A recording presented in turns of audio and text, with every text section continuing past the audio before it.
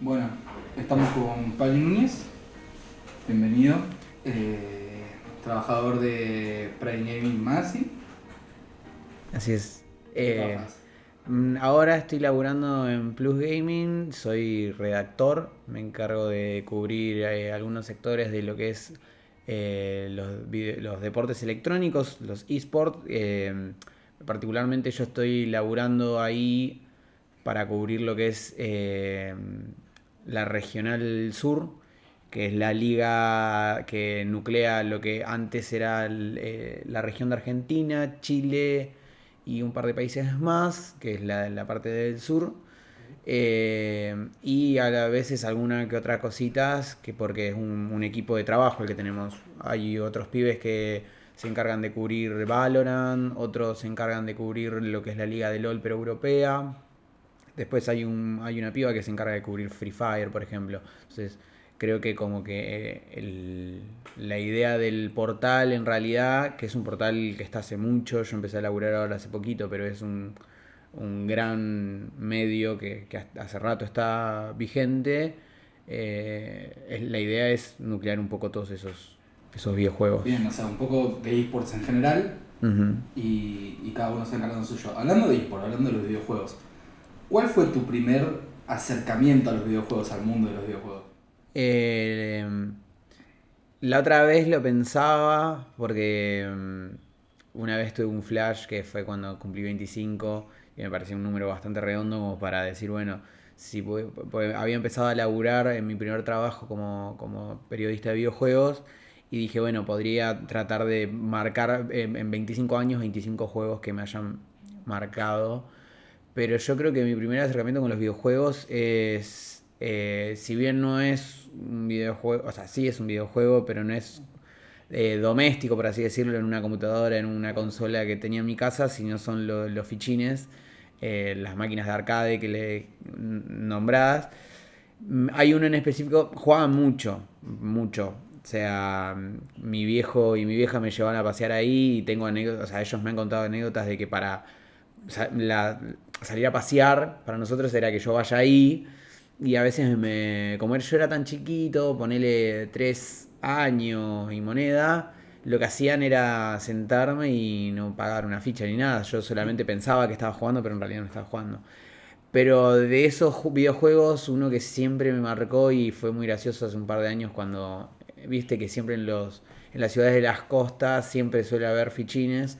Lo encontré y lo jugué con mi hermano más chico y fue como un golpe generacional ahí. Es uno de carreras, creo que se llama Motocross X no sé cuánto, pero que si lo buscan en internet va a estar. Esos que tenía el cuerpo Sí. de una moto de motocross, y vos para doblarte tenías que tirar por un costado y eso, o sea, iba y ¿Jugabas jugaba solamente? solamente eso.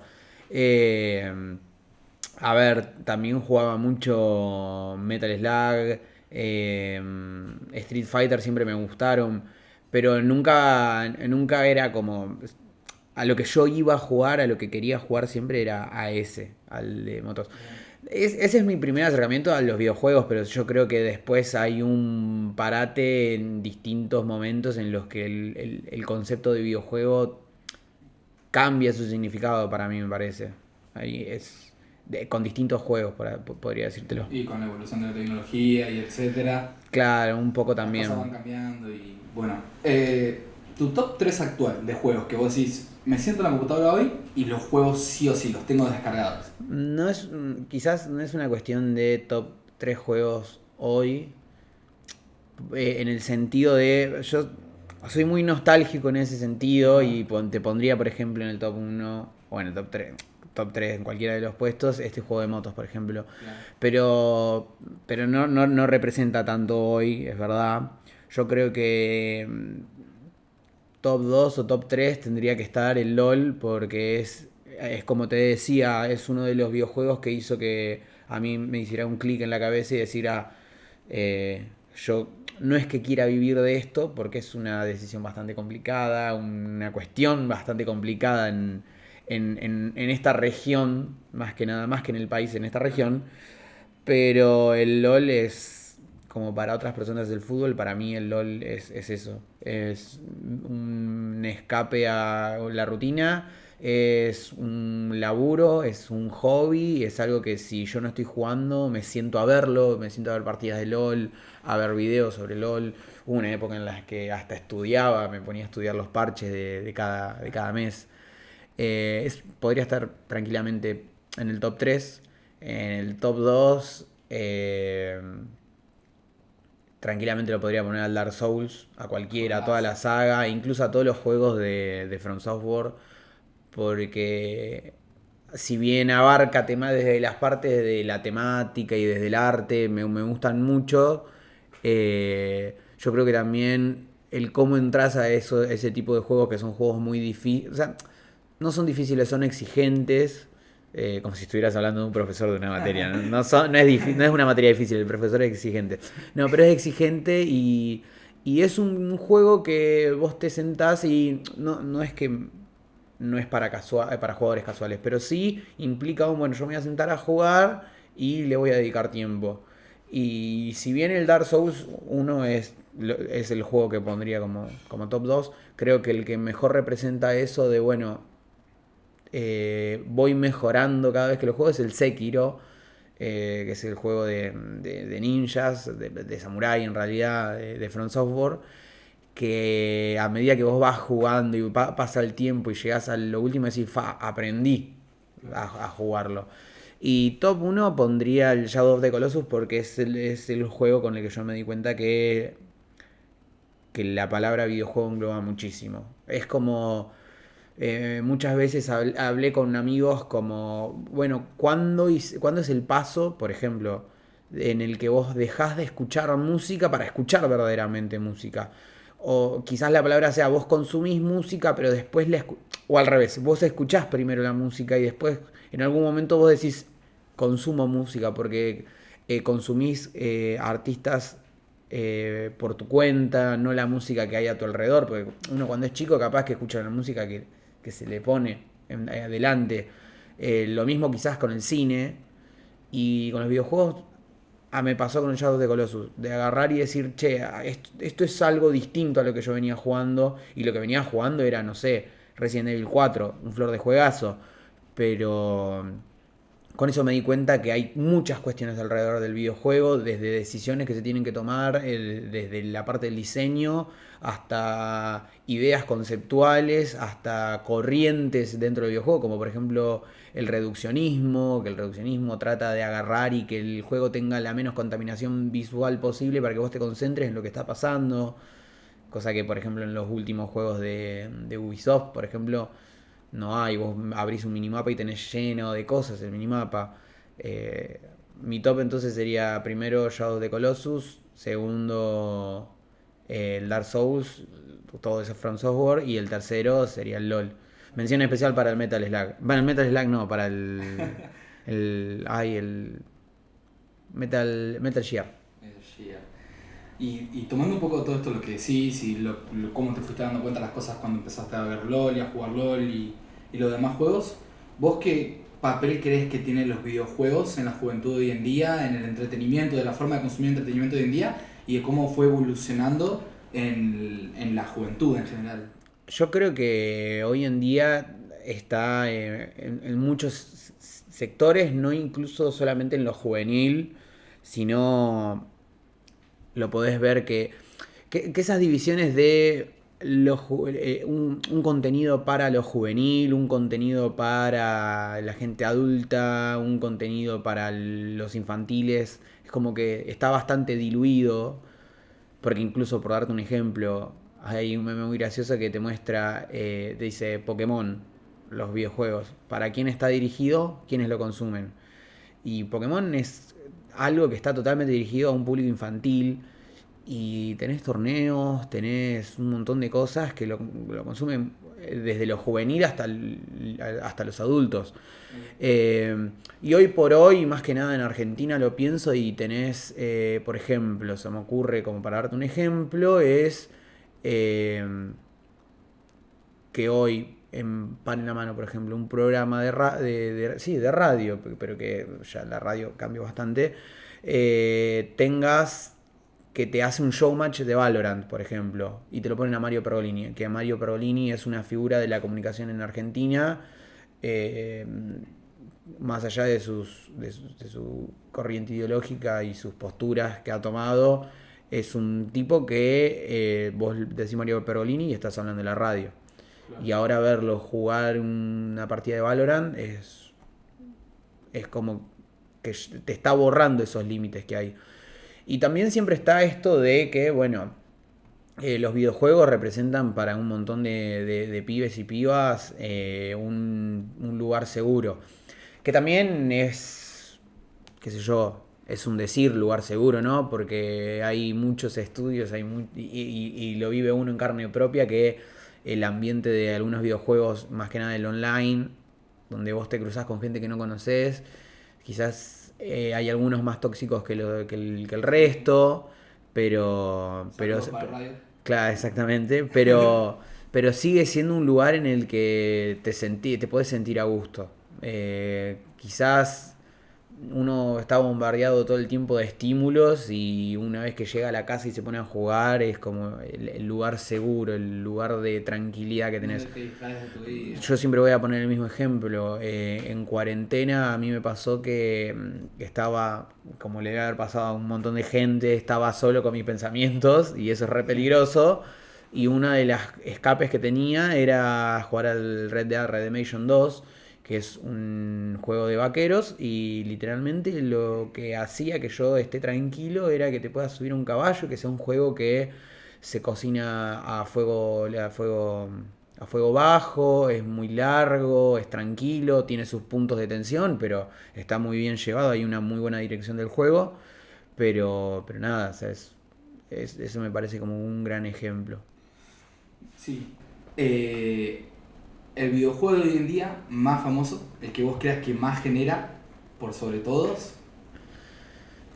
Y depende, porque a ver, podría ir con la respuesta más sencilla, y es que los videojuegos que tienen una escena competitiva, como los eSports, por lo general tienden a generar mucho, ya sea en lo económico, en la cantidad de gente que mueve, en la cantidad de productos que salen alrededor.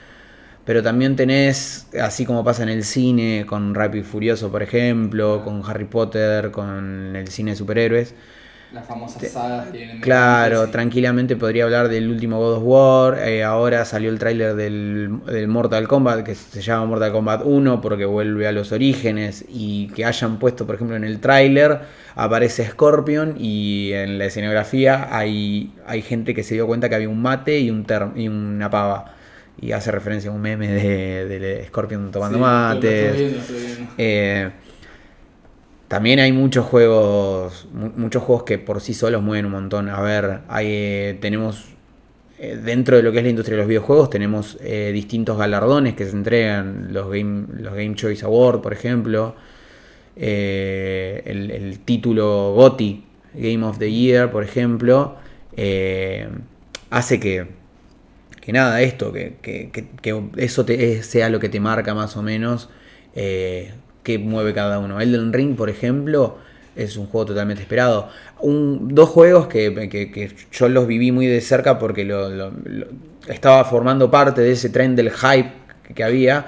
Fue primero con Cyberpunk 2027, no me acuerdo cómo es, sí. Creo que 2027. 2027. Que yo me acuerdo que la computadora me la armé pensando en ese juego, o sea, me la armé con las características que tenía que tener para correr ese juego. Después hubo el boom que hubo cuando el juego no cumplió con las expectativas. Pero así todo, eso te da la pauta de que un videojuego no genera todo lo que genera una vez que sale, sino toda la etapa de preproducción. Y el juego, que por eso como mención especial lo ponía al Metal Gear, los videojuegos de autor que se llaman, por ejemplo, de Hideo Kojima, el último que salió, que lo estuve esperando muchísimo, estuvo como 6 años de trailers y de teaser y de imágenes y de cosas que salían y nunca se concretaban y nunca había información cercana de qué iba a pasar, es el de Death Stranding, y me parece una de las mejores obras videojueguiles de la historia. Me encanta. Es genial. Bueno, quiero hablar un poquito sobre un tema un poco más polémico, que es radio. principalmente el LoL, el League of Legends. Ok. ¿Qué opinas sobre lo que hablábamos hace un rato, de la toxicidad, de cómo se maneja, cómo la empresa maneja la actitud de la gente dentro del juego? A ver, es bastante complicado hablar de eso. O sea, no hablar de eso, sino proponer desde la comunidad de cada uno una respuesta. Es utópico que en un videojuego online donde yo me cruzo con gente que nunca voy a conocer en mi vida y que no, que no conocía, haya 100% de cordialidad en todas las partidas, no haya ni una pizca de toxicidad. Más que nada cuando pasa esto de que yo te digo que el videojuego termina siendo un escape, pero no como si fuera una droga ni nada de eso, sino un escape de estoy cansado, estoy estudiando, incluso algo tan sano como vengo de la facultad, estuve estudiando todo el día, para distender en vez de tomar una birra me juego una partida de LOLcito. Vengo con muchas cargas de distintas cosas y a la primera que veo que una persona que, repito, que me parece eso lo importante, no conozco y nunca conocí y sé que no voy a conocer más allá de cuando termine esta partida, hace algo que bajo mis estándares yo considero que esa persona lo está haciendo a propósito. Porque también pasa mucho eso, que es que damos por sentado muchas cosas a través de lo que nosotros vemos, que en realidad lo que estamos viendo es cómo juega esa persona. Para empezar estamos dando por sentado que está haciendo algo a propósito, cuando en realidad malas partidas tiene cualquiera. Y que incluso, dando un ejemplo, por ejemplo, esto de uno tiene un grupo de amigos y va y juega a la pelota. Y cuando juegas a la pelota también te barrías a veces con amigos. Hay un montón de... Así, por ejemplo, en Par en la Mano hay todo un bloque en el que se pone a hablar de peleas dentro de la cancha en grupos de amigos. Y hasta dónde se puede escalar eso y nada, eso. Entonces yo creo que si bien como organización, como empresa, Riot debería tomar cartas en el asunto, las toma, porque ¿qué es lo que más podría hacer un organismo como lo es Riot? De que decir, bueno, a ver, literalmente te estás portando mal, serás castigada, o sea, estás siendo una persona tóxica, hay mucha gente que estuvo reportando tu comportamiento, bueno, chau, para la casa, te vas bañado. Que baneado significa que no puedes volver a usar tu cuenta durante tanto tiempo o de manera permanente. Se intentó con un montón de cosas. Yo me acuerdo que yo juego al LoL hace un montón. Estaba lo que se le llamaba que cuando vos llegabas al level 30 y tenías cierto nivel de juego, no de juego, no me acuerdo de qué dependía, podías estar en lo que era el tribunal. Que otros juegos lo tiene, como por ejemplo el CSGO lo tenía, pero estaba más orientado a la gente que hacía trampa. Y en Riot tenían esto de el tribunal. Incluso te daban un skin de Kayle justiciera, algo así, por participar. Ah, que después la sacaron esa skin. Claro. O sea, si la tenés la podés usar. Sí, bueno. Pero ahí lo que hacían era pasarte los chats de un jugador por el que lo habían reportado y vos decías si de verdad merecía algún castigo. O sea, decías que sí o que no. Y no es que si vos ponías que sí a esa persona ya le metían un ban, sino que eran muchas personas que veían el mismo caso. Okay. Después también se intentó con el tema de agarrar y decir, bueno, no vamos a solamente a ser punitivos con las personas que hacen malas cosas, sino que también probemos de laburar con la gente que hace bien las cosas. Entonces pusieron la mecánica del honor, por ejemplo, que si vos jugabas bien al principio salió como que vos podías darle honor a cualquier jugador de la partida, tanto rival como aliado. Le podías dar como buen jugador, como buen compañero y como... no me acuerdo cuál era. Eran 3 listones, uno verde, uno amarillo y uno rojo. Después eso se cambió y que solamente le puedas dar honor a tus aliados. Sí. Y que el honor sea una cuestión de, bueno, buenas decisiones, jugaste bien o mente de hierro, dice, sí, como mente inquebrantable, claro, alguien que ante las circunstancias no se mambió, claro. Vaya la redundancia. Entonces me parece como que Riot toma cartas en el asunto. Más que nada cuando también tenés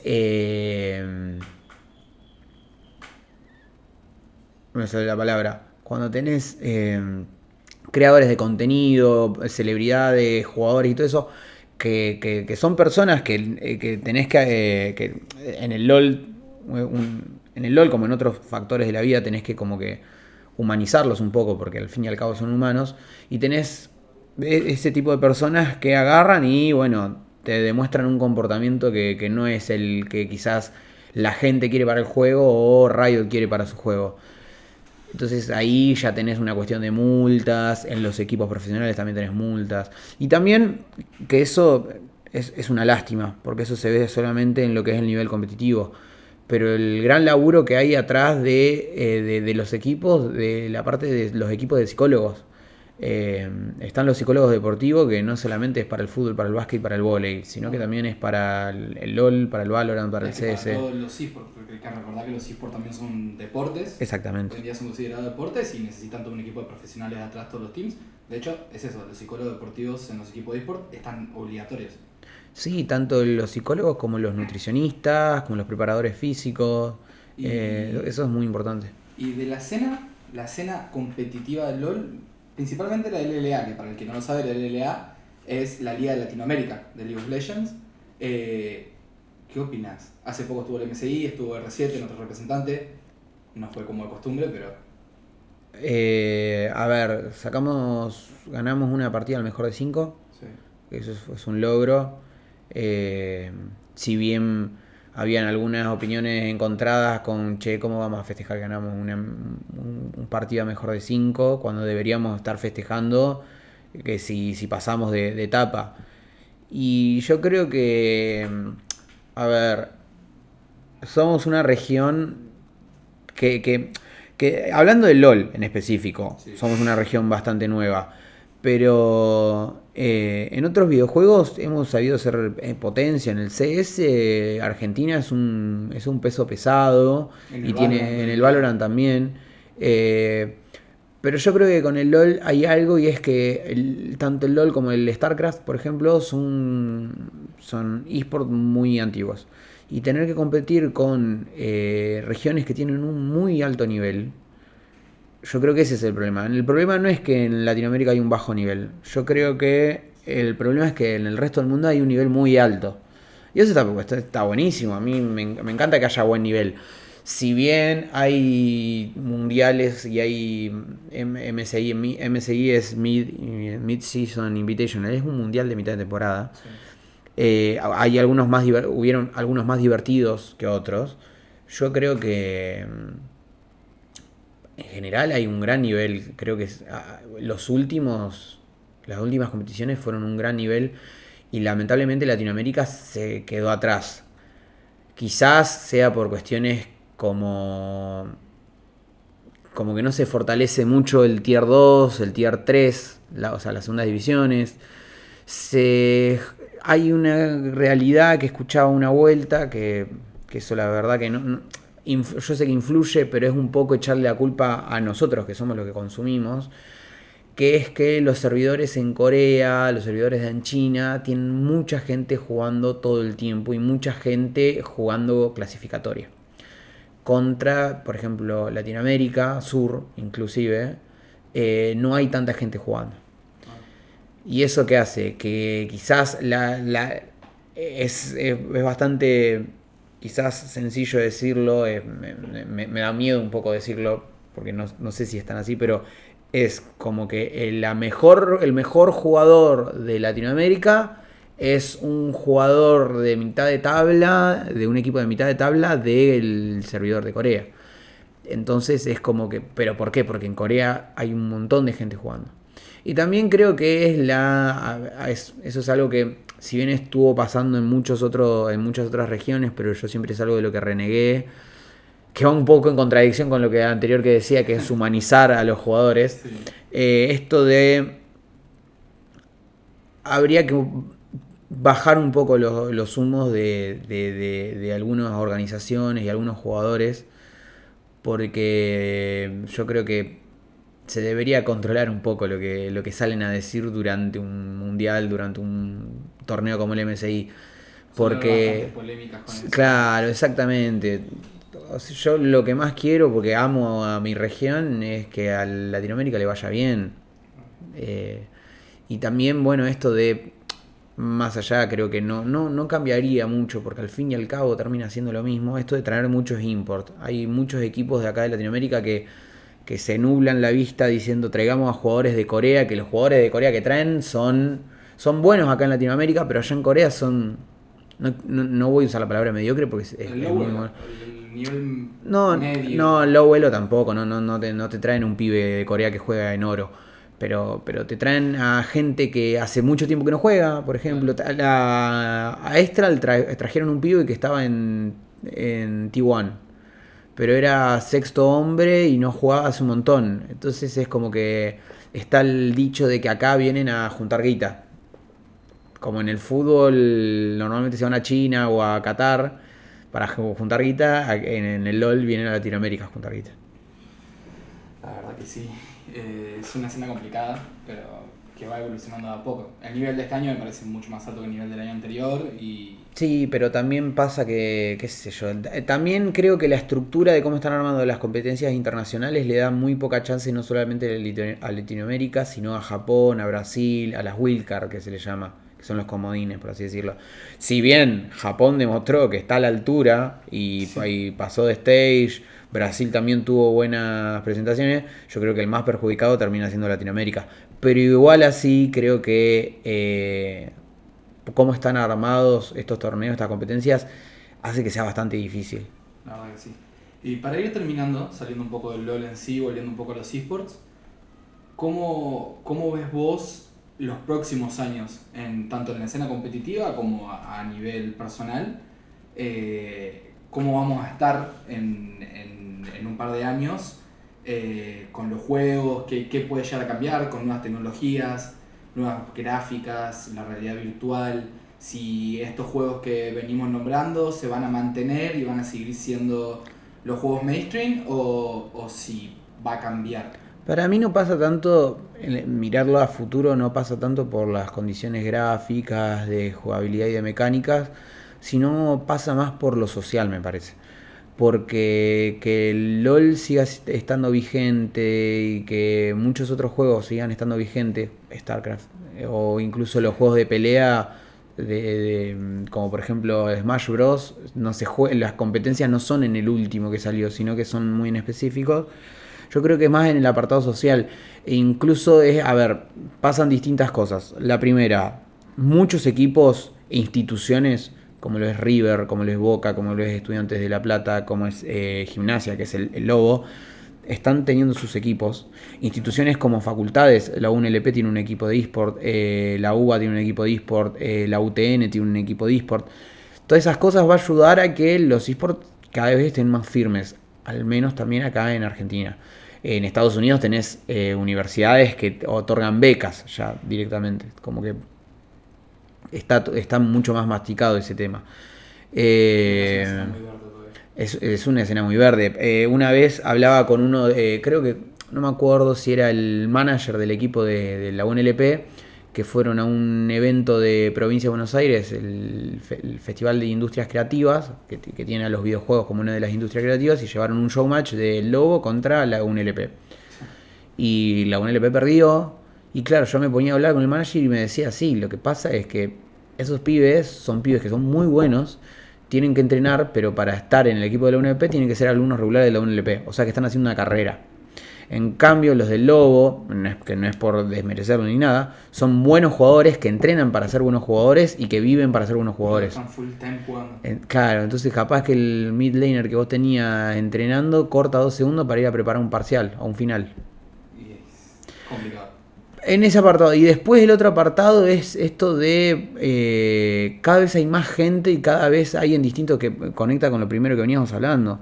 Hay cada vez más sectores en los que están metidos los esports. Una empresa como Flow, por ejemplo, como Flow, no como Cablevisión, no sé si es Cablevisión, Flow o lo que sea, está metido como sponsor de un montón de competiciones acá en Argentina. Entonces, que la misma empresa que te patrocina un torneo de LOL sea la que te patrocina el torneo de la AFA, eso ya hace que se le dé mucho más peso, mucha más entidad.